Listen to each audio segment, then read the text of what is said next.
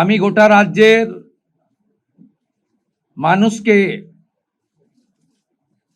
doctor Shyamaprasad মুখার্জির এই পশ্চিমবঙ্গ ভূমি আপনারা যে গুরুদায়িত্ব আমাদের কাঁধে তুলে দিয়েছেন, মাননীয় প্রধানমন্ত্রী নরেন্দ্র মোদীজির মার্গদর্শনে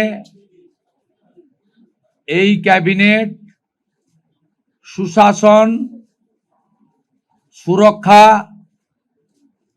এবং ডবল ইঞ্জিন সরকারের যে